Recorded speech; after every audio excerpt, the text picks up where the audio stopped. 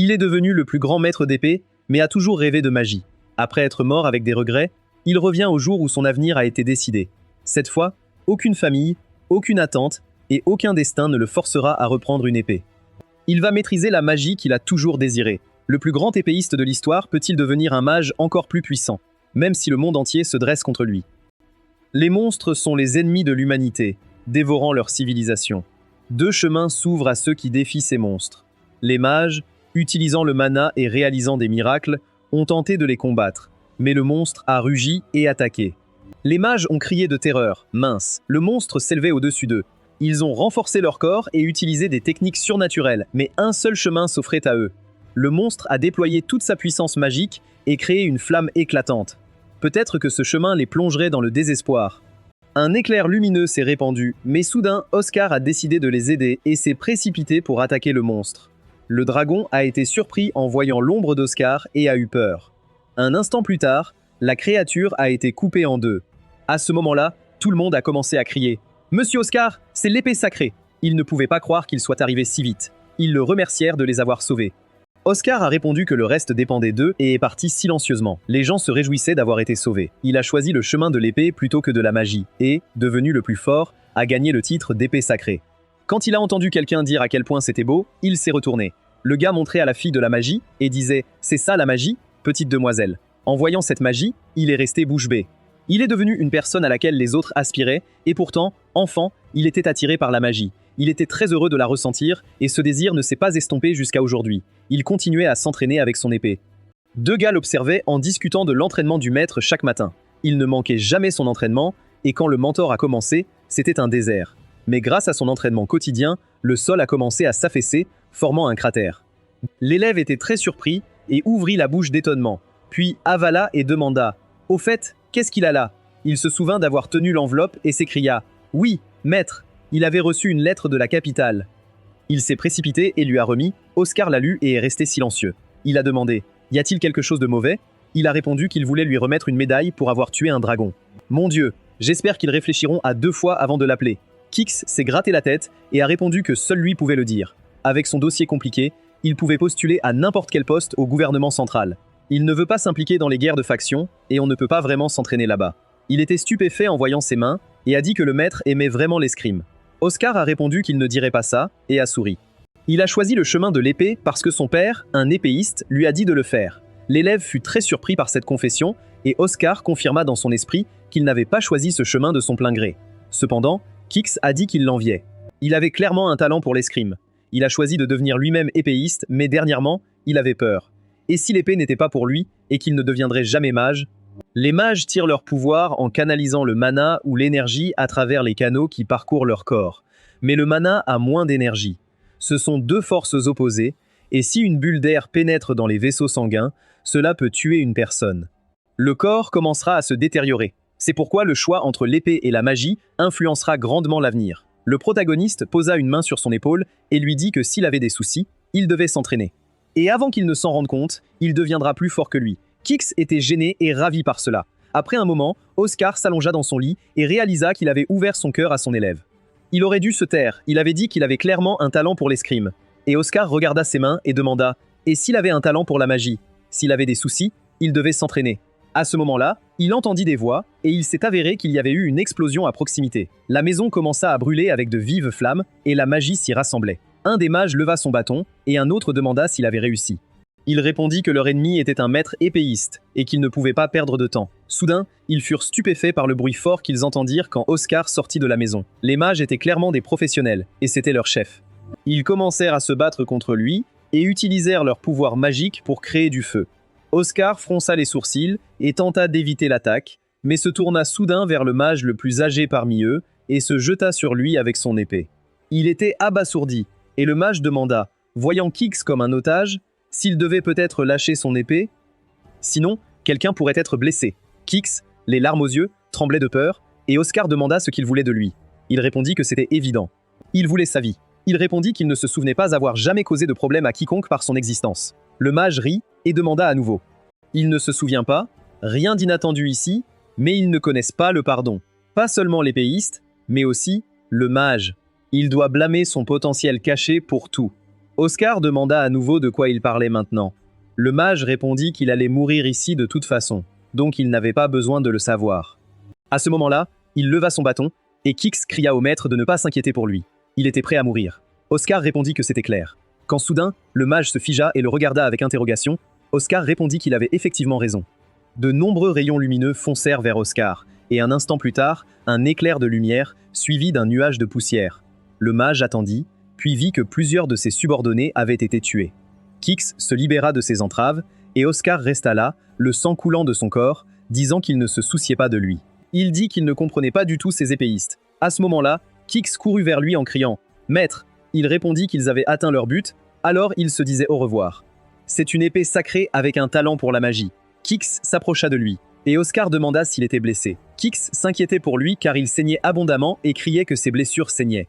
Que devait-il faire? Oscar répondit qu'il était aussi un épéiste et sourit, donc il était prêt à mourir. Kix commença à crier de terreur et s'excusa auprès de son maître. Oscar lui demanda de ne pas s'inquiéter car ce n'était pas sa faute. Kix ne pouvait pas retenir ses larmes, et Oscar réalisa que s'il était mage, il pourrait faire quelque chose de similaire. À ce moment-là, il comprit qu'il avait toujours voulu devenir mage, et continua à balancer son épée pour chasser ses pensées.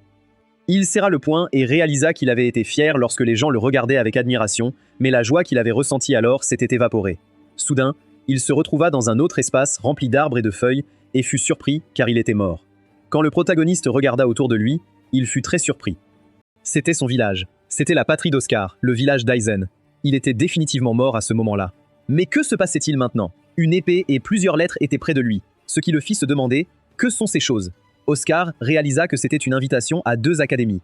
Dans son pays, les jeunes recevaient 2 lettres avant leur 15e anniversaire. C'était une invitation à une académie de magie et à une académie d'épée. Les candidats choisissent leur propre voie, puis ils doivent se présenter à l'académie choisie avec l'invitation. Était-il vraiment revenu dans le passé? Il semblait qu'il n'avait que 14 ans et n'avait pas encore commencé le chemin de l'épée. À ce moment-là, il se leva et vit un homme sinistre qui lui demanda ce qu'il faisait ici. Oscar. C'était son père, et Oscar se leva, ne sachant pas comment réagir. S'il était vraiment revenu dans le passé, son père était encore en vie, et son père avait dit qu'il avait commencé à négliger son entraînement. Pensait-il qu'il n'en avait plus besoin? Oscar baissa les yeux et réalisa que ce n'était pas du tout le cas.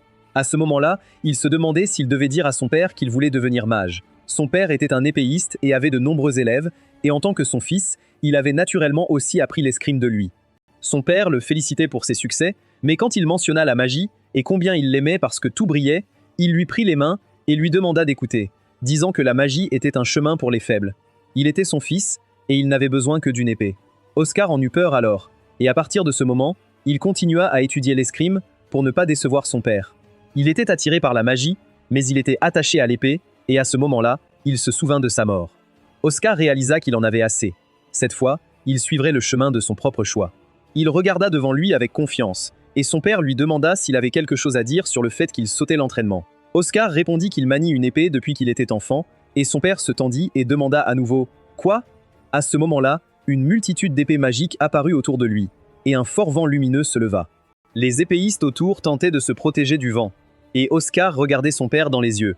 Ceux autour de lui ne comprenaient pas pourquoi il restait là, comme si de rien n'était. Oscar ne ressentait rien, et son père le regardait en silence, disant qu'il ne plaisantait pas. Il ouvrit les bras, puis posa sa main sur l'épaule de son fils, disant que s'il continuait ainsi, il pourrait lui transmettre sa guilde. Les garçons ne comprenaient pas ce que cela signifiait et se fâchèrent. Quand son père se détourna de lui, Oscar y pensa. Soudain, quelqu'un le tapa dans le dos. C'étaient les garçons pêcheurs qui demandaient s'ils savaient combien ils attendaient les vacances pour le rencontrer, et c'était une occasion parfaite, Oscar. Ils n'avaient pas pratiqué l'escrime ensemble depuis longtemps. Oscar réalisa, au fait, que c'étaient les mêmes gars avec qui son père le mettait souvent en duel. Après être entrés à l'académie, ils avaient éveillé leur énergie mentale et avaient commencé à décharger leurs griefs sur lui, appelant cela de l'entraînement. Il s'arrêta devant son adversaire, qui lui dit de se préparer. Il n'avait pas d'énergie de l'épée en ce moment, et cela créait un fossé entre eux que le talent seul ne pouvait combler. Il se retourna brusquement et marcha vers la rivière, ce qui fit se demander au gars ce qu'il pensait. Oscar répondit « Merci d'avoir été avec lui tout ce temps ». La bouche du gars s'ouvrit en choc, et à ce moment-là, Oscar lança son épée directement dans l'eau. Les gars commencèrent à crier « Il a jeté son épée !» Est-ce que c'est le faible qui essaye de fuir? Ils commencèrent à se moquer de lui et à le harceler, criant que seul un lâche refuserait le combat et montrerait son dos, et qu'il était honteux d'être appelé épéiste. À ce moment-là, il courut droit vers lui et dit qu'il ne se battrait plus avec une épée, mais qu'il deviendrait mage. Il se retourna, sourit et regarda les gars dans les yeux. À ce moment-là, son adversaire décida de l'attaquer, criant que ce n'était pas parce qu'il n'avait pas d'épée qu'il céderait. Il utilisa ses pouvoirs, et Oscar pensa à la façon dont l'énergie de l'épée pouvait renforcer les muscles. Mais à ce moment-là, il le frappa simplement et dit que c'était mauvais. Une épée devrait être une extension de la main, pas juste un outil. Le gars lui cria de ne pas le sous-estimer et continua à balancer son épée, ce qui fit penser à Oscar, mince. Pendant une seconde, il pensa qu'il entraînait son élève. Son adversaire ne comprenait pas. Pourquoi ne frappait-il pas? Il continuait d'essayer, mais Oscar esquivait facilement chaque attaque et décida soudain de l'attaquer, de telle sorte que l'épée soit écartée. Le garçon s'exclama qu'il était simplement un monstre, et Oscar devint si enragé qu'il lui donna un coup de poing. Il demanda alors que ferait-il sans épée contre un homme désarmé. Après cela, les garçons, souriant, s'éloignèrent, traînant leur ami dans leurs bras, car il était épuisé. Oscar expira et réalisa qu'il ne l'embêterait plus. Dans sa vie passée, il aurait suivi l'exemple de son père et éveillé l'énergie de l'épée. Pour éviter que cela ne se reproduise, il devait éveiller le mana lui-même. Il marcha seul à travers la forêt et devint soudain très fatigué. Des gouttes de sueur commencèrent à couler de lui, et il réalisa que personne ne le verrait ici. Il se rappela d'une conversation de son passé où il demandait à une fille comment elle contrôlait la magie. Les épéistes utilisent l'énergie interne pour renforcer leur corps et leurs armes, et il se demanda comment cela fonctionnait pour les mages. La fille répondit que tout était clair, regarda la cruche d'eau remplie, la prit et dit que pour eux, la magie était un peu comme un arrosoir utilisé pour arroser les plantes. Il fut surpris. Avec un arrosoir? Le mana est invisible, mais il les entoure toujours. Il le canalise à travers leurs canaux internes et lui donne une forme, après quoi le sort est activé. C'est ainsi que la sorcellerie est créée. Le protagoniste était assis sur une grande pierre en position lotus et réfléchissait. Il se souvenait de ce qu'elle avait dit sur le mana qui les entourait. L'ouïe, la vue et les autres sens sont essentiels pour survivre. Il n'était plus un épéiste, mais cela restait en lui. Peut-être pouvait-il sentir le mana. À ce moment-là, il ferma les yeux et ressentit quelque chose d'incroyable. Quand il les rouvrit, il réalisa que c'était du mana. Sa bouche s'ouvrit d'étonnement, et il cria qu'il avait réussi. Il ne restait plus qu'à le canaliser, mais il était abasourdi et ne savait pas comment faire. Oscar sentit que quelque chose n'allait pas, et sauta de la pierre. Il s'approcha des buissons, d'où venait un bruit étrange, réalisant qu'il n'y avait aucun signe de vie. Soudain, une explosion se produisit à côté de lui, le projetant à terre.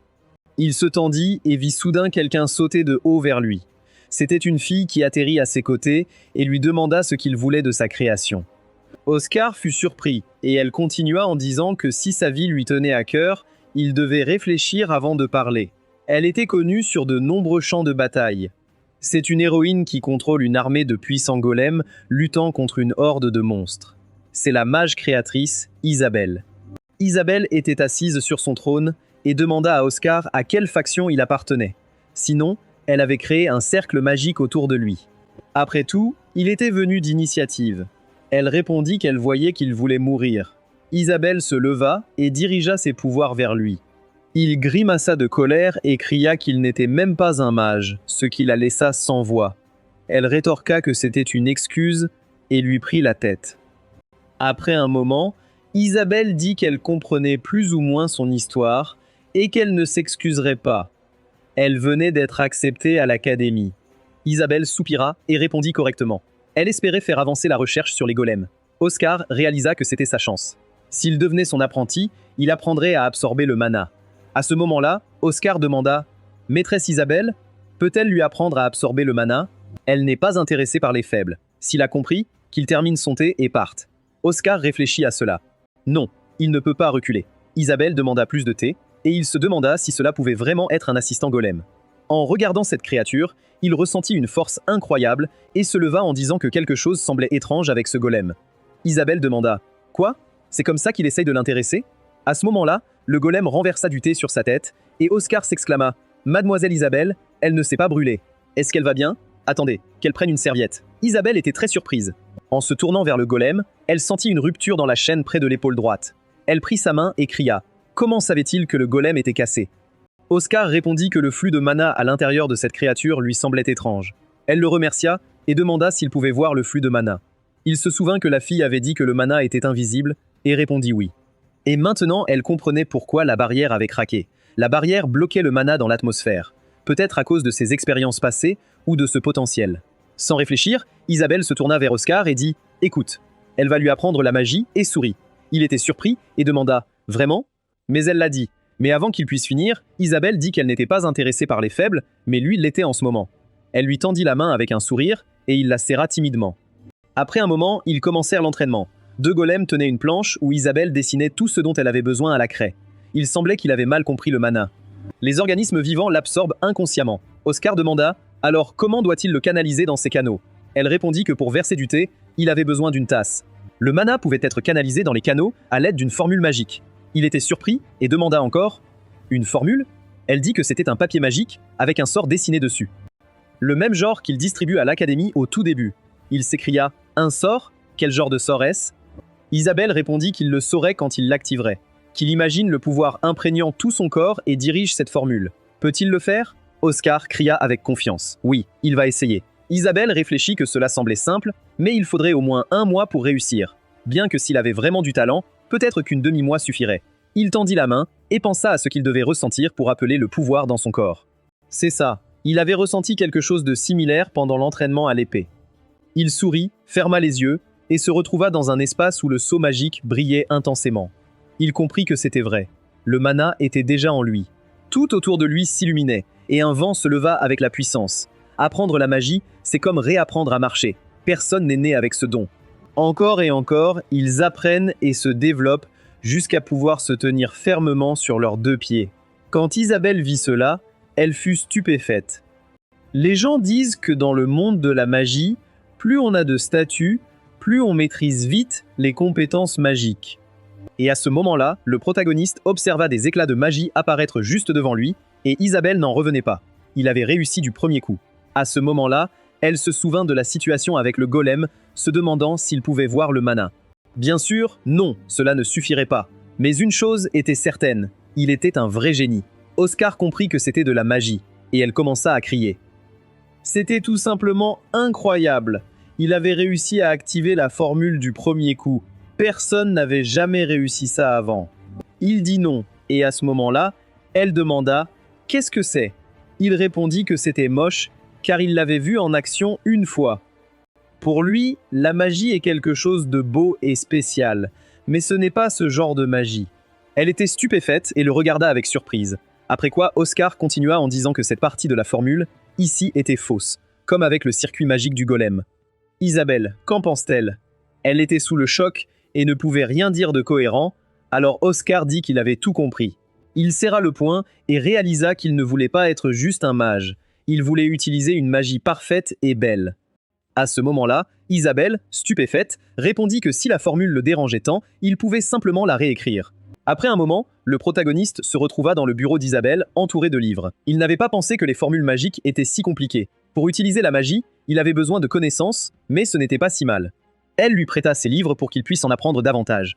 Oscar demanda encore. Elle en était sûre ? Elle répondit « Oui, tout son savoir est ici. Qu'il prenne autant qu'il veut. » À ce moment-là, elle le vit disparaître et demanda encore. « Quoi ?» Il était déjà derrière elle avec une pile de livres et dit « Mademoiselle Isabelle, il va prendre ses livres. » Elle demanda « Va-t-il tout voler ?» Il répondit qu'elle avait dit qu'il pouvait prendre autant qu'il voulait. Isabelle était surprise et dit qu'elle avait tout compris. Il était maintenant plein d'enthousiasme, mais elle devait lui donner des conseils. Il était maintenant un mage, et le mana circulait dans son corps. Il devait faire attention et ne pas utiliser l'énergie de l'épée. Sinon, tout irait mal et il mourrait. Oscar se souvenait d'une fois où il avait monté un cheval dans le village pour rendre visite à son vieux père malade. Il dit qu'il ne s'était pas vu depuis longtemps pendant qu'il était allongé dans son lit.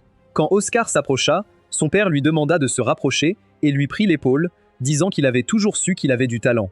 Ce n'était pas surprenant qu'il l'ait convaincu d'abandonner la magie. À ce moment-là, le protagoniste se rappela tout cela avec horreur et accepta la lettre bleue. Il pensa « Père, cette fois il ira à l'académie de magie. » Un peu plus tard, Brian était près du feu et demanda s'il avait quelque chose à lui demander. Oscar dit qu'il voulait qu'il signe son invitation à l'académie. Il demanda encore « Mais pourquoi si soudainement ?» Il y avait encore du temps. À ce moment-là, il réalisa qu'il parlait de l'académie de magie, et Oscar, avec un sourire, dit que tout allait bien pour lui, mais qu'il ne pouvait pas s'inscrire sans sa signature. Il demanda « Oscar, pourquoi la magie ?» Il était son fils après tout et avait appris à manier une épée là-bas depuis son enfance. Oscar répondit « Se souvient-il comment il parlait de vouloir devenir mage ?» Son père jeta la lettre et dit que ce n'était que des fantasmes d'enfance, et Oscar demanda encore. Des fantasmes ? Son père voulut le pousser dans la poitrine, et Oscar dit qu'il pensait que c'était ainsi que tout le monde le voyait. Et à ce moment-là, il parvint à parer son attaque avec sa magie, qui faillit brûler son père, et demanda « Quelle blague est-ce » A-t-il déjà éveillé le mana? Oscar répondit qu'il avait décidé que c'était le seul moyen de le convaincre, et Brian demanda encore « De quoi essaie-t-il de le convaincre » Il avait entendu qu'il avait vaincu à lui seul des étudiants plus âgés sans avoir d'énergie. Comprend-il même son talent? Oscar répondit « Oui, il comprend tout ». Et Brian commença à crier « Non, il ne comprend pas, il devrait écouter ». En tant que épéiste, il pourrait atteindre des sommets inédits. Oscar répondit que peut-être il avait raison, père. Mais cela ne voulait pas dire qu'il pourrait être heureux. Il se remémora son passé, et un silence s'installa entre eux, après quoi Brian lui prit le visage et dit clairement qu'il avait tout compris. Peut-être avait-il encore une chance de tout réparer, et il regarda son fils avec horreur. Oscar répondit qu'il avait déjà oublié ce qui se passe quand la mana et l'énergie de l'épée se heurtent. Brian demanda à nouveau « Il pourrait mourir. » N'est-ce pas? Eh bien, que pourrait-il faire d'autre? S'il décidait de suivre le mauvais chemin, alors c'était son devoir de lui faire comprendre son erreur. Il dégaina son épée et dit qu'il ne comprendrait peut-être pas maintenant, mais qu'à l'avenir, il serait reconnaissant. Oscar pensa que cela n'arriverait jamais et se remémora son passé, réalisant que cela ne s'était jamais produit. Brian lui dit de prendre l'épée et Oscar fut surpris par cela. Brian décida de l'attendre et quand Oscar y pensa, il dit « Père, n'a-t-il pas oublié qu'il est mage ?» Il sortit une lettre avec un sceau rouge et la jeta dans le feu. Quand Brian vit cela, il cria la même chose. Et Oscar dit qu'ils allaient voir qui corrigerait qui. Maître épéiste Brian. À ce moment-là, Brian décida de voir de quoi il parlait. Il ne devait pas être arrogant juste parce qu'il pouvait supporter la pression de son épée. À ce moment-là, il esquiva immédiatement l'attaque de son père, ce qui le laissa sans voix. Les attaques utilisant l'énergie de l'épée sont toutes prévisibles. Il se souvint de son enfance et observa les actions de son père. À ce moment-là, Brian fit encore quelques mouvements, mais Oscar les évita tous facilement. En tant qu'épéiste, il a toujours admiré son père. Brian dit que ce n'était pas des mots vides. Il était capable d'esquiver toutes les attaques, même sans énergie d'épée, et il était peu probable que quiconque dans la guilde puisse faire cela. Il a un véritable talent avec l'épée. À l'avenir, il pourrait même réaliser l'impossible. Qu'il alimente son énergie d'épée maintenant. Oscar répondit qu'il pensait avoir dit qu'il allait le frapper et qu'il était passé aux négociations parce que rien n'avait fonctionné. Il sourit et Brian l'appela idiot. Après quoi, Oscar dit qu'en tant que père, le talent était plus important que tout, mais il avait quelque chose qu'il ne pouvait pas abandonner. Brian demanda à nouveau « Quoi? Une épée ?» Oscar lui montra le bâton et dit que c'était vrai pour les débutants, mais la dame et Isabelle avaient dit que l'utilisation de la magie nécessitait des connaissances. Il manquait encore de connaissances, mais on pouvait en dire autant. Que ferait-il ensuite? Il ne pouvait pas le prévoir. À ce moment-là, le père se précipita droit vers son fils, mais il réussit à anticiper tous ses mouvements et à faire demi-tour. Une lutte commença entre eux, et depuis qu'il avait vu la magie pour la première fois, elle avait commencé à apparaître dans ses rêves. La magie dont il avait toujours rêvé était celle des feux d'artifice. À ce moment-là, Brian était stupéfait par ce qu'il voyait et recula. Il se prit la tête et réalisa que c'était de la magie. Voulait-il l'aveugler? Oscar dit non, et à ce moment-là, il jeta son épée de côté. Alors que l'épée tombait, Oscar répondit qu'il savait qu'il balancerait dès qu'il sentirait sa présence. Brian dit que le sort était une distraction. Essayez de le désarmer, le protagoniste lui a dit de ne pas montrer ses véritables intentions à l'ennemi. C'est ainsi qu'il l'a appris. Brian est devenu très en colère et a dit qu'il garantissait son talent à l'épée, mais quelle garantie avait-il que la magie ne serait pas une impasse? Oscar a répondu qu'il voulait simplement suivre son propre chemin. À ce moment-là, son père baissa les yeux et se souvint de la discussion avec sa mère sur l'enseignement de l'épée ou de la magie. Son père avait pensé qu'il devait prendre l'épée. Il ne devrait pas choisir pour lui. C'était son chemin et il devait faire son propre choix. À ce moment-là, Brian sourit et dit qu'il pensait qu'avec le temps, il pourrait devenir un saint de l'épée. Mais à ce moment-là, il passa simplement à côté de lui et demanda ce qui s'était passé. Il ramassa le document par terre et Oscar se tendit en regardant. Après un moment, un des travailleurs du noyau magique examina les documents des nouveaux étudiants et remarqua qu'il y avait beaucoup d'élèves intéressants cette année. À ce moment-là, le professeur entra et demanda si quelque chose n'allait pas. Le sang près des fleurs est une vraie chance. Un peu plus tard, devant le bâtiment de la guilde, Brian regarda son fils et dit que 6 mois étaient passés si vite. Il y aurait beaucoup d'élèves qui avaient étudié la magie depuis l'enfance. Il répondit que tout irait bien. Il était peu probable qu'il rencontre quelqu'un de plus terrifiant que son père. Brian sourit et répondit « Je comprends ». Après ces mots, Oscar annonça qu'il était temps pour lui de partir et se retourna. Il tenait la lettre signée et pensait à son rêve enfin réalisé. Lorsqu'il arriva au palais magique, il vit une multitude de mages, gnomes et sorcières volant sur des balais. L'académie de magie de l'Empire Curich lui tourna la tête. Ces créatures ressemblent à des golems, mais sont tout de même différentes. Comment fonctionnent-elles? À ce moment-là, mademoiselle Isabelle s'approcha de lui.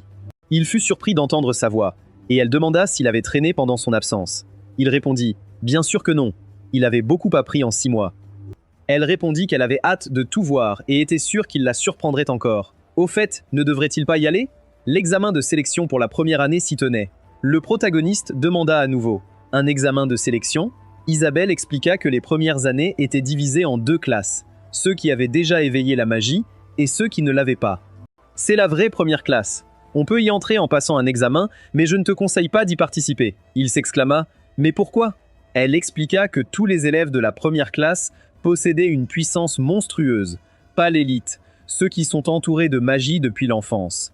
Avant qu'elle ne finisse, Oscar sauta et cria qu'il pouvait étudier la magie avancée là-bas. Il aimait vraiment l'idée, et Isabelle se gratta la tête en répondant qu'il semblait inutile de lui expliquer tout ça. S'il était si curieux, il devrait voir par lui-même. Des gens s'étaient rassemblés autour du champ de duel pour regarder le combat. Là, un examen avait lieu entre 2 personnes qui commençaient à démontrer leur pouvoir magique. Un moment plus tard, le garçon était ravi d'avoir réussi et le cria. Oscar, regardant la scène, réalisa que le but de l'examen était apparemment de toucher ses cibles. Mais pourquoi avait-il l'impression d'être observé? À ce moment-là, une personne inconnue s'approcha de lui et lui dit que les roturiers comme lui n'étaient pas les bienvenus. C'était un gars nommé Zazan. Il devait partir immédiatement. Oscar répondit qu'il avait entendu que tout première année volontaire pouvait participer à l'examen. Zazan se mit à rire et dit qu'il semblait bon pour parler. Alors c'est ce que mademoiselle Isabelle essayait de dire. Tous les élèves de la première classe possédaient une force monstrueuse, pas l'élite. Et dans cette classe, ceux qui n'étaient pas issus de familles nobles ne se plaignaient pas. Zazan le poussa de côté et dit qu'il serait le prochain, et qu'il devait rester là à regarder. En le poussant, il lui infligea une amende pour avoir utilisé ses pouvoirs magiques et sourit. La première classe était réservée à ceux qui consacraient leur vie à la magie. Il devait comprendre la différence entre eux et laisser tout geler maintenant. Il utilisa le sort de haute congélation méga glacier et tout autour de lui se transforma en glace. Les gens autour étaient stupéfaits par une telle puissance, tout comme Oscar. Ils commencèrent à crier « C'est de la glace de la maison Glory » et ils ne l'avaient pas lancée à pleine puissance. Maintenant, ils pouvaient tout voir. Ceux qui ne connaissent pas les sorts de haute magie n'ont pas leur place ici. Oscar répondit « Oui ». À ce moment-là, l'animateur baissa la liste et réalisa qu'il y avait de nombreux candidats exceptionnels cette année. Ce n'était pas tous les ans que des gens pouvaient utiliser une magie de ce niveau et Zazan était probablement le meilleur des mages de première année. Mais elle ne comprenait pas une chose. Que cherchait-il à accomplir en prenant son temps? Le protagoniste leva sa baguette et attendit. Les gens lui criaient d'abandonner. De toute façon, il ne toucherait pas sa cible. Oscar les ignora, et le professeur pensa « Non, attends, il n'est pas du tout inquiet, il semble attendre quelque chose. » À ce moment-là, Oscar se tendit soudainement et utilisa ses pouvoirs magiques lorsque l'animateur se tourna vers lui, la bouche ouverte de choc. Il utilisa une boule de feu pyrosphère. À ce moment-là, il frappa la sphère magique directement dans le bloc de glace, le détruisant un instant plus tard. Tout le monde autour de lui commença à se demander « Était-ce son imagination ou avait-il touché toutes les cibles ?» C'était un sort de base? Mais les trous étaient si petits, elle en voyait 2. Les gars criaient qu'il était un perdant. S'il voulait vraiment aller à l'académie, il aurait dû apprendre quelque chose d'utile. Zaizan se demandait quel sort il utilisait et réalisa que c'était une perte de temps. Mais à ce moment-là, l'animateur ne savait pas comment réagir et Oscar demanda « Ai-je échoué ?» Elle cria « Non, il a touché les 5 cibles. Bien sûr, il a avancé, mais elle ne comprenait pas. S'il avait un tel contrôle magique, pourquoi avait-il détruit 5 cibles à la fois au lieu de tirer une à la fois? Alors personne n'aurait pu dire que c'était juste un accident. Asgard baissa les yeux, pensant que son sort était incroyable, mais il avait toujours l'impression que de tels sorts étaient une perte de mana. « C'est tout ?» La fille demanda à nouveau. « Une perte de mana ?» Ce test était censé simuler un vrai combat contre des monstres, donc il pensait qu'il serait plus pratique d'utiliser la méthode avec le coût de mana le plus bas. La fille comprit ce qu'il voulait dire et répondit que tout était clair maintenant et qu'il devait lui pardonner d'avoir posé une question stupide. Excellente vision, capable de lire les cibles, les mouvements et d'attendre le bon moment. Il avait un excellent contrôle sur la direction du sort, et le sort qu'il avait choisi ne pouvait pas être qualifié de flashy ou complexe. Mais contrairement aux autres, c'était incroyable. Oscar se promenait sur le campus de sa nouvelle université, souriant, pensant que le professeur avait réussi à faire bouger les cibles indépendamment les unes des autres, et que ce n'était que son premier jour, et qu'il avait déjà rencontré tant de mages incroyables. Il était très heureux et fier de lui. Quand soudain, il sentit que quelque chose n'allait pas, et demanda « Qui est-ce » Un mage apparut derrière lui, en disant qu'il avait été repéré, et qu'il avait de bons yeux ou une bonne intuition. Il s'appelait Balsams, et il était le recteur de cette académie. Lorsque le protagoniste le vit, il s'inclina immédiatement et s'excusa pour son impolitesse. Balsams lui dit de ne pas s'excuser, car après tout, il l'avait vraiment suivi discrètement. Il réalisa qui c'était. Il se souvenait de lui de son passé, et à ce moment-là, Balsams demanda « Que s'est-il passé, Oscar ?» Il lui proposa de se serrer la main. Oscar réalisa que le mage qui l'avait tué portait le même pendentif. Il tendit la main et serra celle du recteur, mais sentit un regard menaçant sur lui. À ce moment-là, un vortex magique apparut devant lui, et Oscar ne savait que faire. Il esquiva rapidement, et pourtant il avait un œil très avisé. Le directeur le suivit, et Oscar demanda « Es-tu venu pour le tuer ?» Balsams demanda « Pense-t-il qu'une si petite baguette puisse lui faire quoi que ce soit ?» Il pointa son bâton vers lui et dit « Prison de tempête dans la sphère du voyant ». En lançant le sort, il réalisa que c'était une puissante barrière de vent. Il n'avait nulle part où fuir, et il devait alors utiliser son sceau. Il finit d'abord de le dessiner au sol et utilisa boule de feu. Ensuite, un faisceau lumineux atteignit le ciel et le principal fut surpris par sa puissance. Il se figea et parvint à parer l'attaque. Mais Oscar fut étonné quand cela arriva. Le principal poussa un soupir de soulagement et réalisa rapidement qu'il n'y avait aucun moyen de se défendre contre le sort. Il décida donc d'éliminer le lanceur lui-même, et Oscar ne savait pas quoi faire ni comment procéder. Il se mit en position accroupie, et le principal demanda s'il était épuisé. C'était un mouvement dangereux, il serait complètement sans défense s'il ne tuait pas l'ennemi du premier coup. Oscar répondit que ce n'était pas drôle. Pourquoi le testait-il? Balsams répondit qu'il comprenait tout. Beaucoup ici considèrent la magie comme un privilège et n'aiment pas les étrangers. Il voulait qu'il comprenne ce que l'avenir pourrait réserver, mais il semblait avoir sous-estimé son potentiel. Oscar demanda « Donc s'il se démarque trop, il deviendra la cible de tous ». Balsams confirma que c'était vrai, car certains ne croient pas que le talent puisse simplement venir des gens.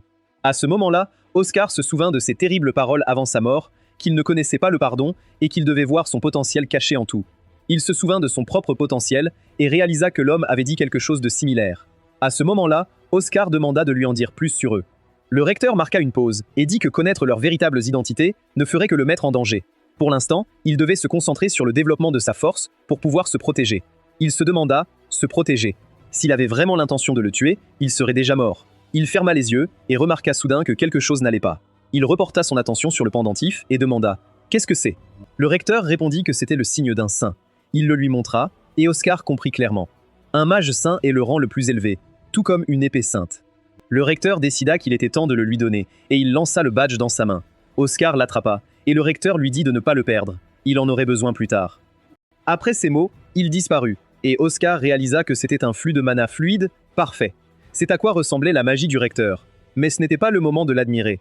Il pensa que cette fois, il suffirait de consacrer sa vie à étudier la magie, mais il se souvint de sa mort. Parmi ceux qui l'avaient tué, se trouvait un mage saint, et il y avait une chance qu'il le cible dans cette vie. Il serra le poing et réalisa qu'il devait surpasser son ancien moi. Après un moment, le public commença à parler de ce gars comme du premier roturier à intégrer la première classe. Il discutait de celui qui touchait toutes les cibles, et Zazan, en écoutant cela, s'énerva. Il trouva cela idiot, car ceux qui ne prennent pas la magie au sérieux seront de toute façon éliminés.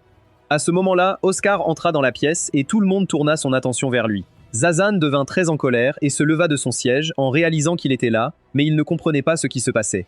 Oscar les ignora et marcha avec une expression confiante. Il réfléchit à sa dernière rencontre avec le recteur et à ses paroles. Il s'entraîna cette nuit-là et généra de la mana autour de lui, se disant que si courir augmente l'endurance, alors libérer de la mana permet d'élargir les canaux et d'augmenter la quantité de mana absorbée. Il y pensa et vit que l'aube était déjà là. Plus il pouvait absorber de mana, plus il lui faudrait de temps pour le libérer de son corps, et maintenant il avait besoin de vraies pratiques. Il fut très surpris en regardant l'heure, s'habilla rapidement et réalisa que pour la première fois, il voulait devenir plus fort. Et à ce moment-là, il entra dans le bureau, ce qui fit tendre Zazan et montrer les dents. Oscar remarqua aussi tous les gars et comprit qu'il était finalement là. Une fille était assise derrière lui, lisant un livre. Il ramassa son marque-page qui était tombé et dit que cela semblait lui appartenir. Elle le prit dans ses mains et le remercia. Oscar réalisa qu'elle aimait apparemment beaucoup les fleurs et se souvint de Lily du passé qui le regardait avec surprise. Il s'assit à côté d'elle et ne dit rien. Il pensait simplement que les fleurs sur le marque-page étaient belles. « Je m'appelle Oscar, enchanté ». Elle se présenta aussi, Lily Lowell. À ce moment-là, quelqu'un entra dans leur bureau et dit qu'il semblait que tout le monde était là. Les gars se levèrent et ne comprenaient pas de qui était cette voix.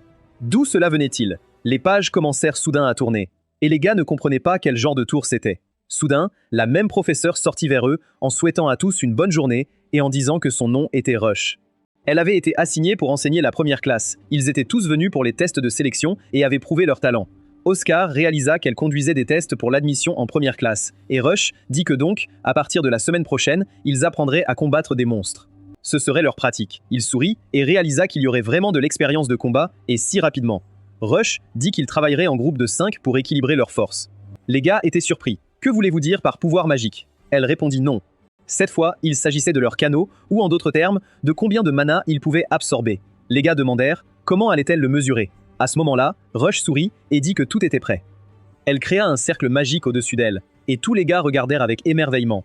Chacun d'eux avait une sphère au-dessus de sa tête. Plus elle brillait, plus ils avaient de mana.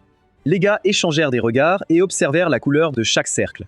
Rush pensa que certains d'entre eux étaient déjà au niveau des papiers d'expérience, et c'était impressionnant. Mais pour lui, Oscar ne comprenait pas comment le sort fonctionnait. Tous les gars ont remarqué que sa couleur brillait à peine, et ont demandé s'il avait vraiment été accepté dans la première classe. Après tout, un roturier reste un roturier. Il a décidé que ce n'était pas le moment de se distraire. À ce moment-là, Lily s'est tournée vers lui et lui a demandé s'il voulait travailler dans le même groupe qu'elle. Il a demandé à nouveau « Es-tu sûr de ça ?» Elle a répondu « Oui, il aime les fleurs, donc c'est sûrement une bonne personne. » Mais il devait encore demander la permission de Raven. Oscar était surpris et a demandé « Qui est-ce ?» Raven a demandé à nouveau « Devrions-nous l'inclure dans le groupe ?» Oscar a répondu avec un sourire que s'il ne dérangeait pas, il serait reconnaissant. Il y a eu un silence entre eux, et il a dit que protéger les faibles était aussi un devoir de noble. Alors d'accord, ils porteraient leurs bagages. Après un moment, ils sont sortis dans le couloir, et tous les gars se tournaient vers Oscar. Lily a remarqué cela et lui a dit de les ignorer. Les nobles étudient la magie depuis l'enfance, et il était logique qu'il y ait une différence de connaissances. Il a répondu « Rien » et l'a remercié de l'avoir invité dans le groupe. À ce moment-là, Lily s'est demandé « Depuis combien de temps étudie-t-il la magie ?» Il a répondu que cela s'était passé il y a 6 mois. Il avait eu de la chance de trouver un bon professeur. Lily l'a regardé, stupéfaite, et a demandé « Seulement 6 mois ?» Oscar s'est retourné, ne comprenant pas ce qui n'allait pas. Quand Rush a quitté le bureau, Zazan l'a appelé par son nom et s'est approchée. Elle a demandé ce qui s'était passé. Zazan s'est demandé pourquoi les roturiers étaient autorisés dans la première classe. Il ne connaissait pas vraiment de sort et sa mana était trop faible. Un novice comme lui n'appartenait clairement pas à la première classe. Il était déjà à la traîne, et l'écart deviendrait bientôt encore plus évident. Rush a demandé à nouveau « Il parle d'Oscar ?» Il avait éveillé sa mana il y a 6 mois, et il pensait encore qu'il n'appartenait pas ici. À ce moment-là, Zazan était stupéfaite. Et Rush a continué en disant qu'il continuerait à progresser rapidement. Dans quelques mois, il pourrait prouver sa valeur. Sa maison avait rassemblé des familles plus petites qui avaient besoin de protection. Oscar demanda de quelle famille elle était. Elle répondit que Raven était certes impoli, mais très fort, et qu'il les protégerait sans aucun doute. Le protagoniste pensa que c'était sa chance d'acquérir de l'expérience au combat. Des monstres de bas niveau erraient dans cette forêt, et leur tâche était de passer une nuit là-bas. Oscar réfléchit qu'elle avait d'abord fait un test, puis maintenant la pratique. En cas d'urgence, il devait immédiatement activer le sort. Ce serait assez facile, et il pouvait utiliser la feuille si des monstres attaquaient. Cependant, ceux qui utilisaient la feuille seraient expulsés de la première classe. À ce moment-là, tous les gars étaient effrayés et ne savaient pas comment réagir. Oscar réalisa que l'atmosphère avait changé. Il était très important pour les nobles de maintenir leur place dans la première classe. Sa maison était l'une des plus nobles, il les protégerait tous. Après un moment, les gars se préparèrent et commencèrent à discuter. Raven lança le sac au protagoniste et dit qu'il le porterait. Lily s'exclama que c'était trop lourd, mais Oscar dit que ça allait. L'essentiel était qu'ils suivent le rythme. Oscar prit le sac et le mit sur son dos. Après un moment, Raven se fatigua. Des gouttes de sueur commencèrent à couler sur son visage, et Oscar dit que le sol ici était inégal. Donc, il se fatiguait vite. Il se demandait pourquoi il n'avait pas encore rencontré un seul monstre. Peut-être parce qu'ils étaient si proches de l'académie. Soudain, il vit une lumière magique brillante, et cria à tout le monde de s'arrêter, car il ne pouvait pas aller plus loin. Il s'avança délibérément. Et Oscar sentit que c'était comme la barrière protectrice d'Isabelle. La magie déformait l'espace. Un instant plus tard, tout devant eux disparut, et Lily dit que ce n'était plus la forêt qu'ils traversaient. Ils virent un panneau sur un arbre. Comment avait-il même atterri ici? Oscar était surpris car quelqu'un avait tendu un piège. La situation était urgente. Il resta silencieux et déchira le papier devant lui. Les autres crièrent « Que fait-il » Il répondit qu'ils exagéraient, que l'Académie avait juste oublié d'effacer le cercle et que cela arrivait souvent par accident. Oscar demanda à nouveau « C'est vrai ?» Raven répondit que c'était leur chance. S'ils vainquaient les créatures locales, l'Académie les valoriserait. Il décida de suivre les autres en criant qu'il était l'héritier de la famille Aldras. Lily demanda à Oscar de ne pas s'éloigner d'elle, s'il te plaît. Il était inquiet quand il sentit soudain que quelque chose n'allait pas. Une multitude de monstres loups apparut devant eux, montrant les dents, et Raven dit que c'était juste à temps. Le protagoniste utilisa sa baguette et pensa qu'il était encore un peu nerveux, mais c'était sa chance d'acquérir une vraie expérience de combat. Il voulait essayer un certain sort, et Raven cria « Pourquoi cherche-t-il des ennuis ? Mieux valait qu'il se mette de côté et regarde comment l'aristocrate se bat. » Le protagoniste se mit en colère, et à ce moment-là, Raven se lança au combat. Il sortit un énorme bâton et le lança droit sur le monstre. C'était le bouclier terrestre de l'ancienne déesse grecque de la Terre. Lorsqu'il frappa le sol, de nombreux faisceaux lumineux apparurent autour de lui, d'où émergèrent des pierres pour protéger les autres. Il cria à tout le monde d'agir maintenant, et son camarade utilisa une lance de vent et un autre une lance d'eau. Lorsqu'ils combinèrent leurs pouvoirs, ils détruisirent le premier loup attaquant. Oscar se demanda s'il y avait à la fois défense et attaque ici. En se répartissant les rôles, ils couvrirent les points faibles de chacun. C'est comme ça que les aristocrates se battent? Non. C'est comme ça que les mages se battent. Raven s'exclama qu'il y en avait trop et jura. Les autres continuèrent leur tentative, mais l'un d'eux rata, et le loup glissa droit vers eux.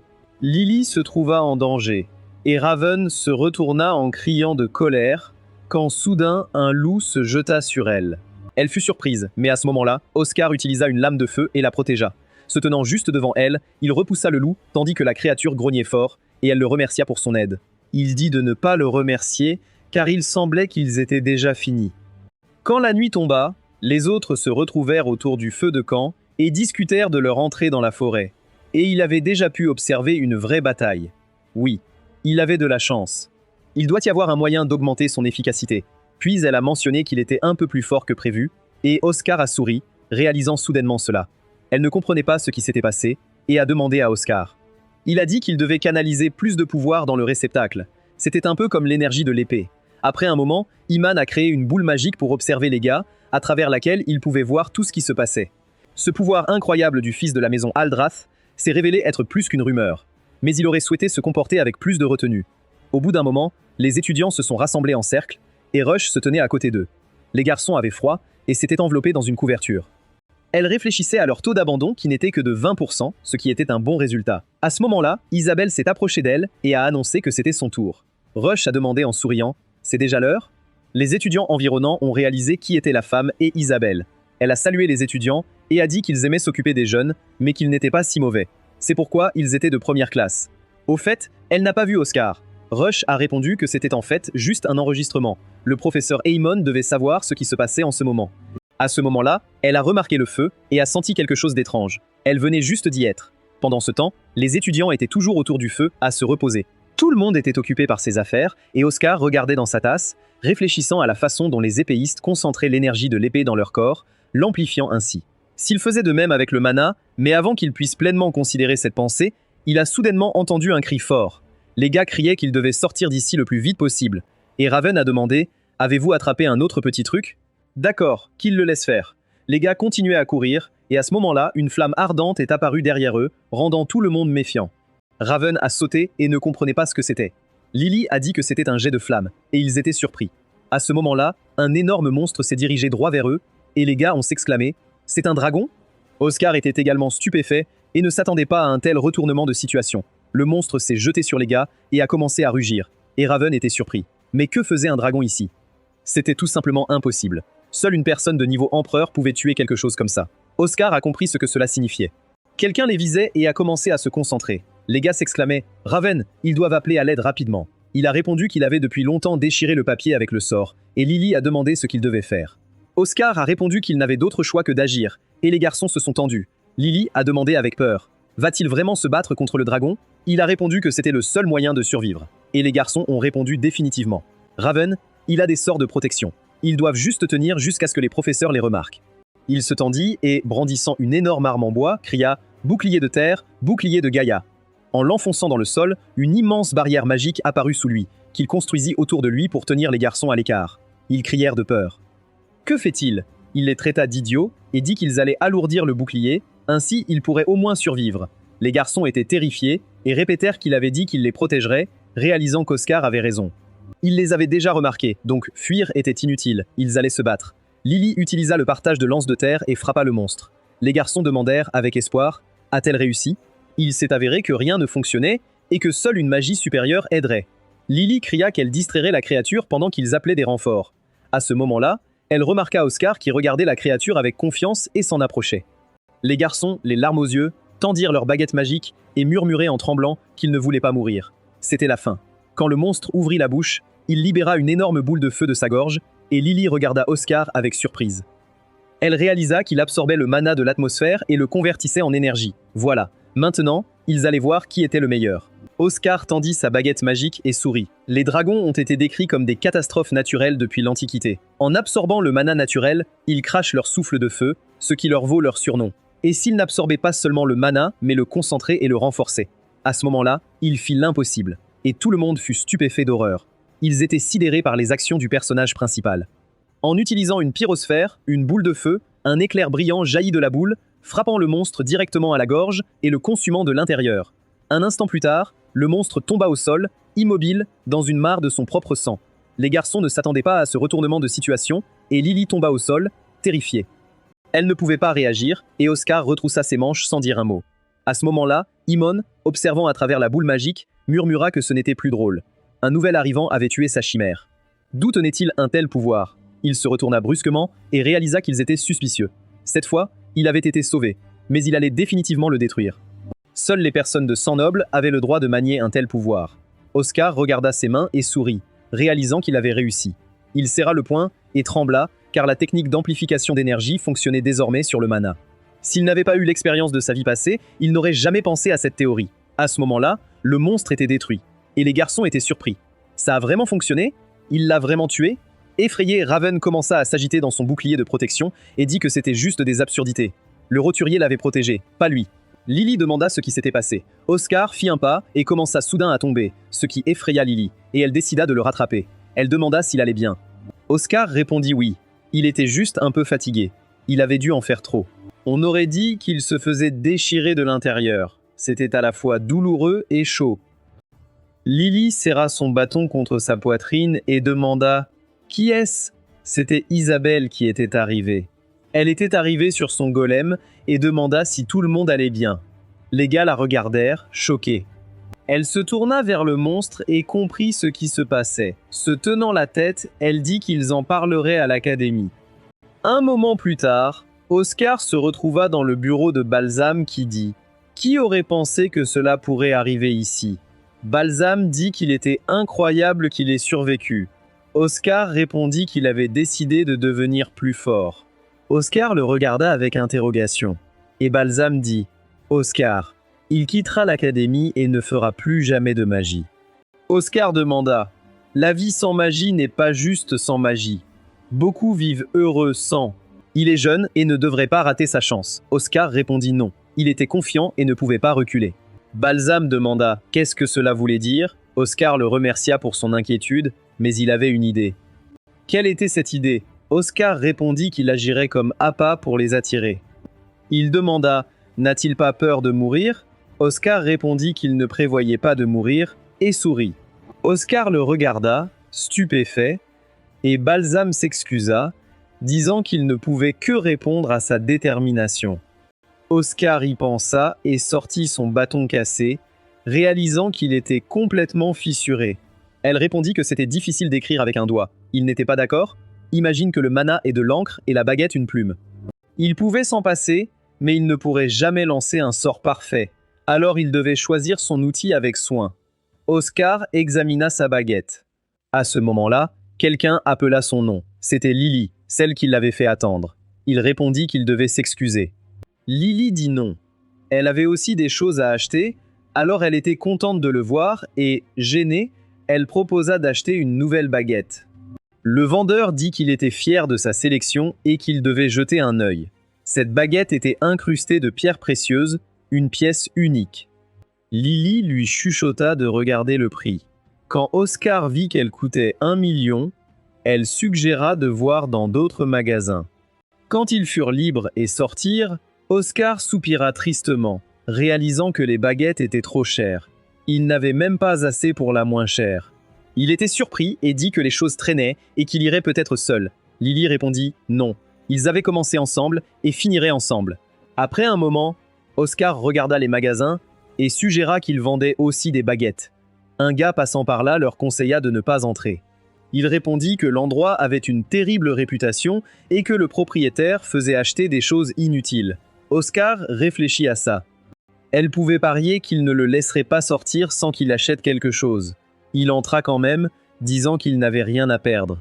Lily le suivit dans la pièce, mais était terrifiée.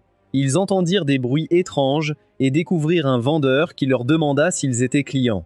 À ce moment-là, le vendeur se retourna et dit qu'ils étaient venus pour ça.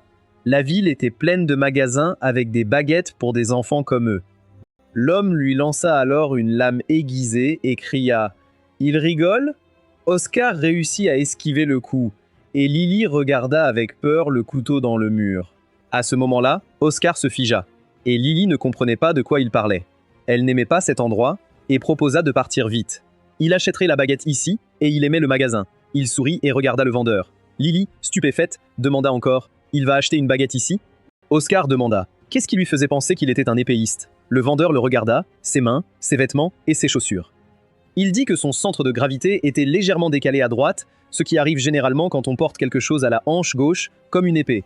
Le protagoniste comprit ce qui se passait, et Lily cria qu'il n'était pas un épéiste. Mais Oscar réalisa qu'il lui avait fallu une seconde pour le percer à jour, et il dit que la situation était en effet grave. Un silence gênant s'ensuivit, et le vendeur demanda s'il avait commencé à étudier la magie il y a 6 mois. Oscar répondit qu'il avait appris l'escrime avec son père depuis l'enfance, et que de vieilles habitudes lui restaient. Le vendeur se gratta le nez et demanda « Et alors ?» Il dit qu'il avait besoin d'une baguette. Oscar répondit que celle qu'il utilisait était toujours cassée. Il la tendit au vendeur qui dit qu'elle était irréparable et que le cercle magique à l'intérieur était endommagé. Apparemment, la baguette ne pouvait pas supporter la pression à cause de l'excès de mana. Oscar demanda « Comment ça se fait ?» Il répondit que plus la baguette est grande, plus elle peut supporter de mana. Les baguettes avancées sont plus difficiles à manier et nécessitent un contrôle précis du mana. Cette baguette est pour les débutants et peut supporter très peu de mana, mais elle est facile à manipuler. Il a vu les belles baguettes que portent les professeurs de l'académie, n'est-ce pas? Donc, la baguette de débutant ne peut pas gérer la quantité de mana qu'il met dans le sort. Dans ce cas, quelle baguette serait la meilleure pour lui? Le vendeur répondit qu'il n'avait pas encore décidé s'il allait lui vendre quelque chose. Oscar fut surpris par cette réaction et le vendeur lui demanda d'essayer de choisir la meilleure baguette parmi celles disponibles. S'il faisait le bon choix, il la lui vendrait. Il pointa un présentoir de baguettes et le protagoniste commença à examiner chacune d'elles. Lily regardait attentivement, réfléchissant au fait que le prix d'une baguette dépendait de sa taille et des matériaux utilisés. Une baguette faite de matériaux conducteurs rares pourrait valoir une fortune. À ce moment-là, Oscar leva les yeux et réalisa que c'était du bois. Pourrait-il vraiment s'agir d'aiguilles de pin? L'argent de la vente de ce bois suffirait à vivre dans le luxe pendant 1 an. Elle demanda à Oscar de le regarder, et il répondit qu'il l'avait choisi. Il prit une baguette qui avait l'air ordinaire et dit que c'était ce dont il avait besoin. Lily était stupéfaite par ce qu'elle voyait, car, à son avis, ce n'était pas du tout ce dont il avait besoin, et la baguette la plus chère du magasin était juste là, en haut. Oscar répondit qu'il aurait dû choisir le meilleur pack, pas le plus cher. Lily fut surprise, et le vendeur demanda « Mec, pourquoi as-tu choisi cette baguette en particulier ?»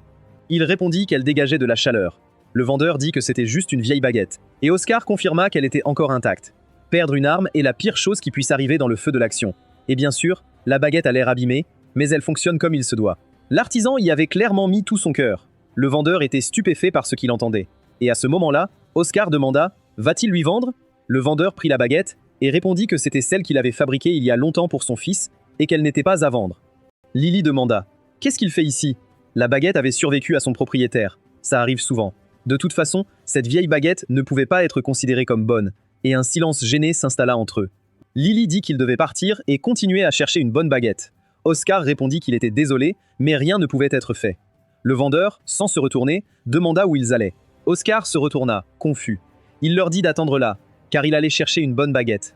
Oscar et Lily étaient ravis, et elle admit qu'elle avait été très inquiète. Oscar s'excusa et demanda « N'était-elle pas curieuse de savoir quelle baguette il allait apporter ?» Elle répondit qu'il n'était pas si mauvais après tout. Et juste au moment où les portes s'ouvrirent, Iman entra.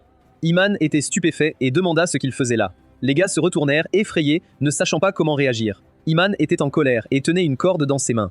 Le protagoniste remarqua cela, et Lily demanda « Professeur, est-ce qu'il est venu pour la baguette aussi ?» Il répondit quelque chose comme ça. À ce moment-là, le vendeur s'approcha et salua Lord Imon, qui dit s'appeler Rod, et dit qu'il voyait qu'il était occupé, alors il partirait. À ce moment-là, il sortit en courant du magasin et retourna en arrière. Lily le regarda partir et dit qu'il était parti, mais elle se demanda pourquoi il était venu ici. Le protagoniste répondit à cette situation par le silence, et Rod dit qu'il ne pouvait pas rester tranquille.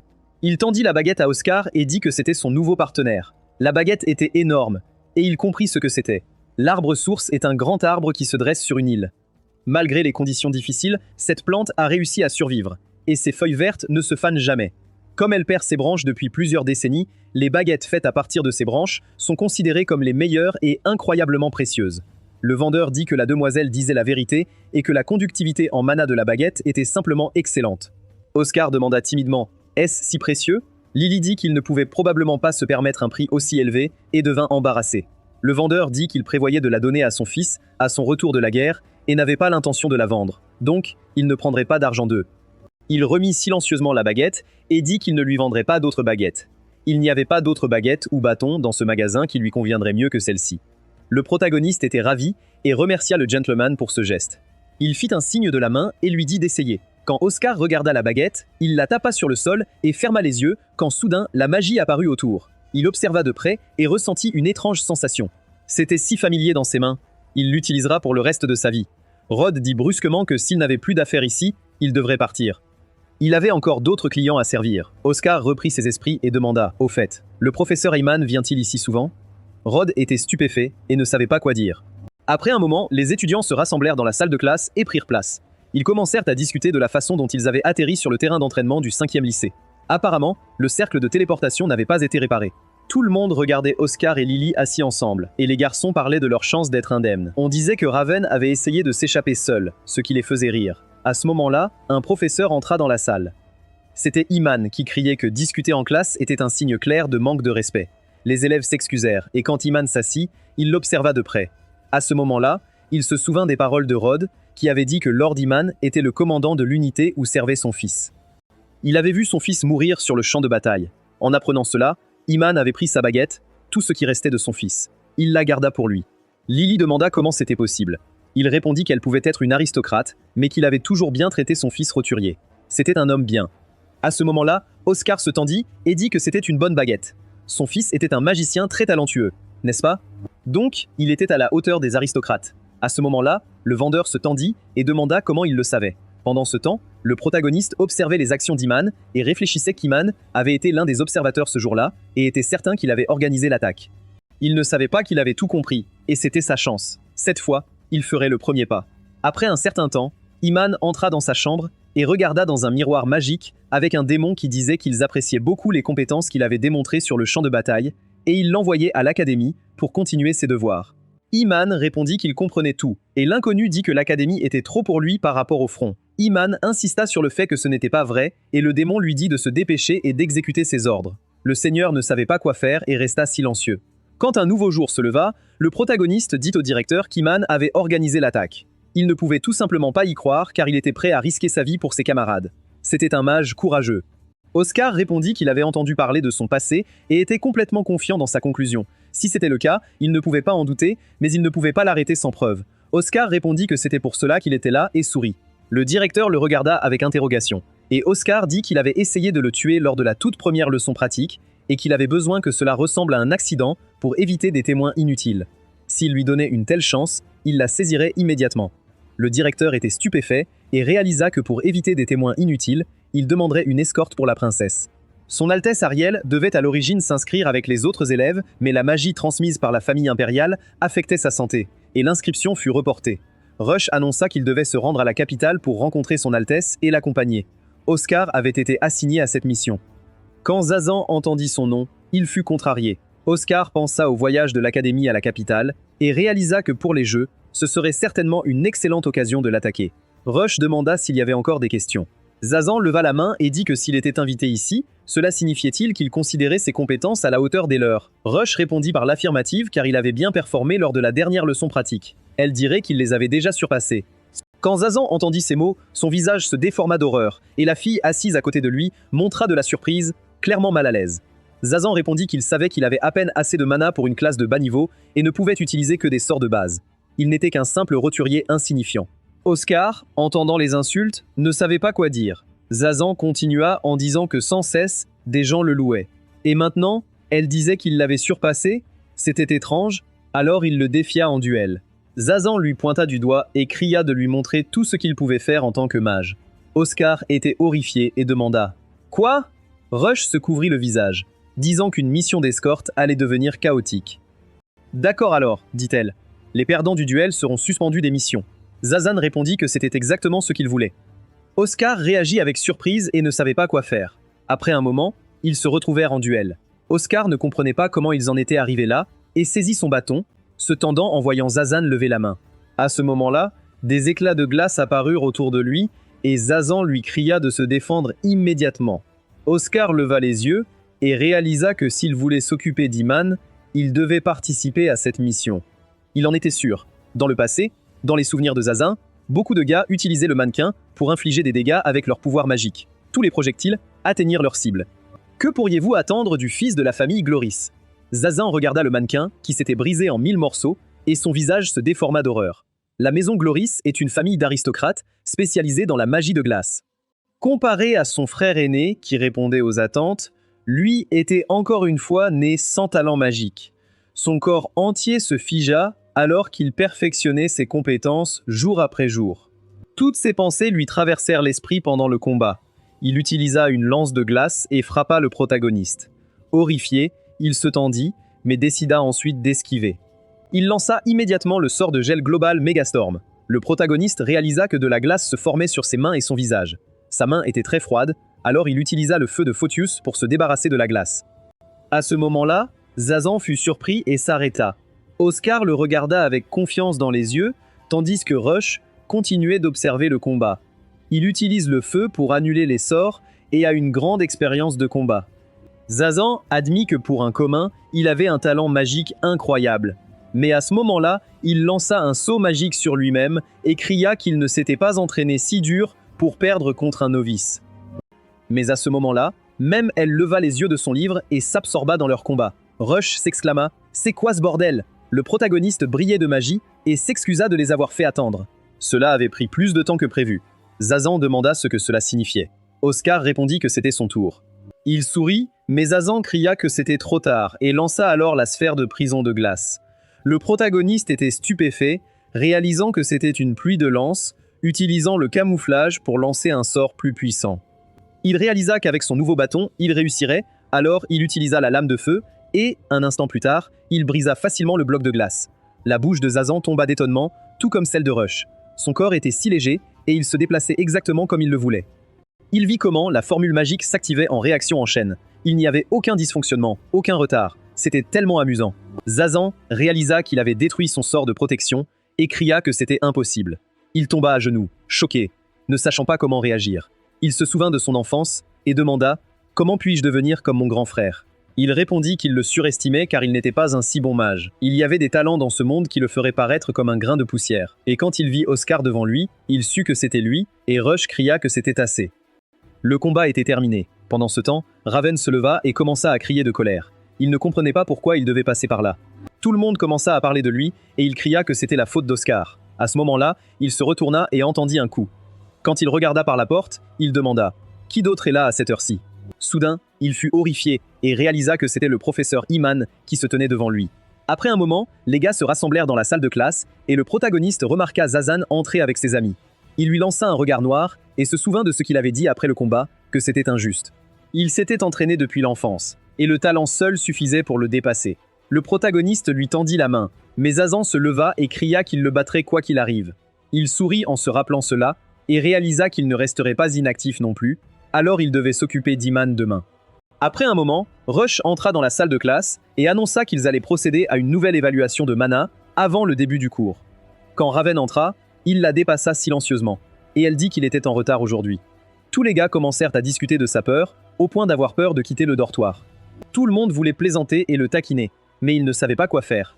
Il s'assit près d'Oscar qui le remarqua et se demanda ce qui n'allait pas avec sa main. Rush cria à tout le monde de se taire car ils allaient être évalués. Quand le cours se termina, les élèves quittèrent la salle et Lily discuta de l'augmentation de son mana. Oscar répondit qu'il commençait déjà à s'habituer au bâton et Lily suggéra qu'elle devait peut-être acheter une nouvelle baguette aussi. À ce moment-là, Raven les rattrapa et s'adressa à Oscar. Il se retourna et se demanda ce qu'il voulait de lui. Et Raven dit « Laisse-le lui dire comment devenir plus fort ». Oscar demanda à nouveau « De quoi parlait-il » Raven cria « Ne te rends pas ridicule. Il veut connaître son secret ». Oscar fut surpris et se demanda « Qu'est-ce que cela signifie même, secret ?» Quand ils se retrouvèrent sur le champ de bataille cette nuit-là, Oscar dit qu'il était bien préparé et avait même trouvé un endroit pour s'entraîner. « Mais de quel secret parlons-nous » Raven demanda à nouveau. « N'est-ce pas évident ?» Il parlait du pouvoir qu'il avait utilisé contre le dragon.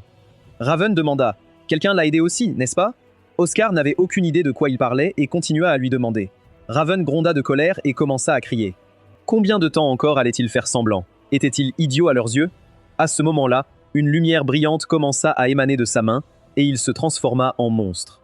Oscar était horrifié par cette vision, tout comme Raven, et ils commencèrent à crier. « Qu'est-ce que c'est ?» Oscar demanda. « Est-il en sécurité ?» Raven cria qu'il ne savait pas car il ne lui en avait pas parlé. À ce moment-là, il poussa un cri d'horreur et de peur, et tout autour de lui commença à briller d'une lumière magique. De nombreux fragments apparurent sur le champ de bataille. Oscar recula et réalisa que quelqu'un contrôlait sa main. À ce moment-là, il se souvint de ces mots et comprit que cela pouvait vraiment être Imon. Raven cria « Est-ce de sa faute? Qu'est-ce qui l'empêche d'essayer de survivre? Il voulait vraiment protéger tout le monde. » Oscar comprit ce qui se passait et se précipita au combat. Il se dégagea de la main de Raven et commença le combat. Raven ne comprenait pas ce qui se passait et cria de terreur, et un instant plus tard, ils tombèrent tous les deux au sol. Le protagoniste posa Raven au sol et demanda à Imon « Est-il prêt à aller si loin? Pourquoi jouait-il avec la vie des gens? Qu'il se montre tout de suite, Imon, et qu'il sorte. » À ce moment-là, une multitude d'oiseaux apparut au-dessus de lui. Parmi eux, Imon, qui dit qu'il n'avait pas d'éducation, un roturier. Quand le protagoniste le vit, Imon annonça qu'un accident tragique se produirait ici aujourd'hui. Les élèves s'entraînaient après les cours, et les pouvoirs de l'un d'eux avaient échappé à tout contrôle. Cette triste histoire, un jeune talent perdu à jamais. À ce moment-là, il créa un éclair de lumière ardente et décida de le lancer sur Oscar, qu'il considérait comme un barbare. Cela le mettrait à genoux. Oscar se tendit et se prépara au combat quand soudain, une multitude de bêtes magiques apparut autour de lui. Les loups commencèrent à hurler et à l'attaquer, et Oscar tenta de reculer, pensant à son statut de mage invocateur et à la façon dont Aemon marquait les cadavres de monstres pour les manipuler comme des marionnettes.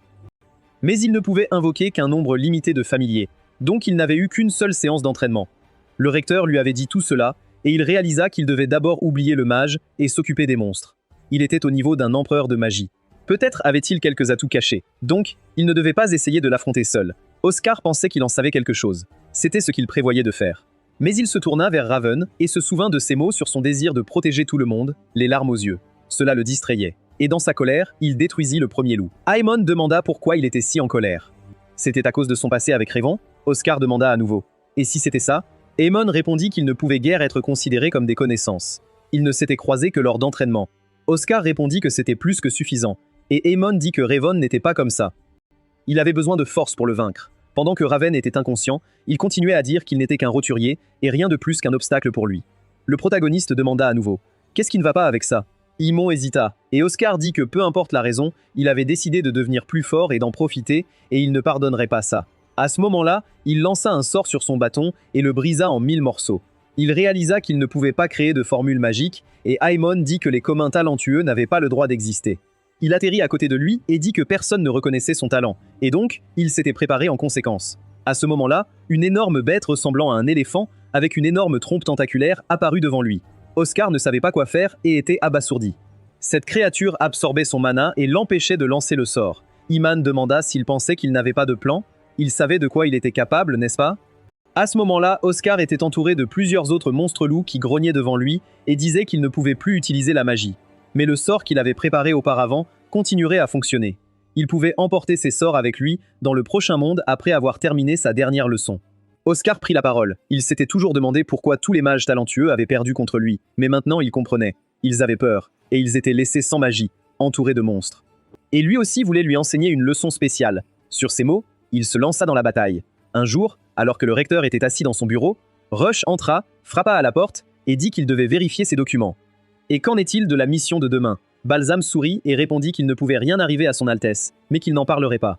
Il y avait beaucoup de demandes pour les terrains d'entraînement cette année. Rush répondit qu'il y avait beaucoup d'étudiants ambitieux. À propos, il semble que le professeur Iman ait pris des cours particuliers avec Raven. À ce moment-là, le recteur se tendit et demanda à nouveau. Iman, le protagoniste, était complètement seul devant le Seigneur, et les monstres se jetèrent immédiatement sur lui.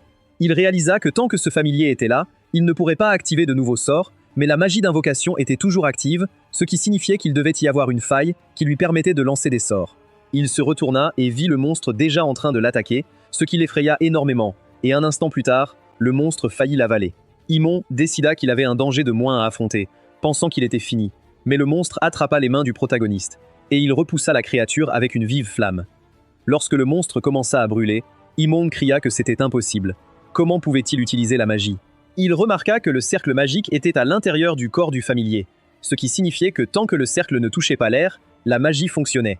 Il le sortit avec sa main ensanglantée, et Imon demanda comment il avait remarqué les formules à l'intérieur du corps. Quel genre de non-sens était-ce? Et le bâton? La bouche du familier ne pouvait contenir que sa main. Il répondit que la magie pouvait être utilisée sans bâton.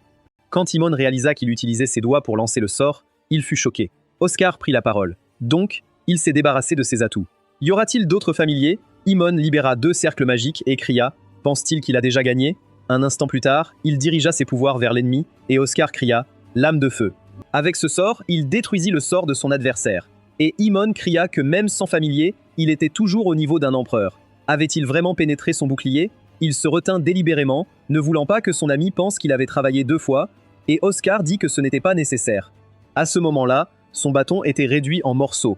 Imon était sans voix. Alex a demandé « Combien peut-il faire sans son bâton ?» Imon tomba au sol et lui cria d'arrêter. Il ne l'embêterait plus et lui dirait tout ce qu'il voulait savoir. C'est ça. Il lui donnerait une recommandation pour devenir apprenti mage, et il pourrait devenir un mage à part entière. Oscar a demandé « C'est tout ce qu'il voulait dire ?» Qu'il ne s'inquiète pas. Il ne le tuerait pas, mais il avait besoin des informations. À ce moment-là, Aman se leva en criant qu'il devait se rendre immédiatement. Mais quelqu'un l'interpella « Ne te la joue pas, paysan !» Il arracha son masque, et un monstre complètement différent apparut devant Oscar. Le protagoniste était stupéfait en voyant cela, et soudain le monstre commença à se désintégrer en petits morceaux. Il se demanda s'il avait utilisé son propre corps pour créer un familier, mais à ce moment-là, le monstre commença à rugir bruyamment et à détruire tout autour de lui. Oscar réalisa qu'il avait complètement perdu la raison et voulait le capturer vivant. Soudain, quelqu'un lança un sort de tempête, et tout autour de lui brilla d'une lumière éclatante. Le recteur Balsams lui-même arriva à son secours, lui disant qu'il était un homme bien d'avoir tenu si longtemps. Il s'occuperait de lui désormais.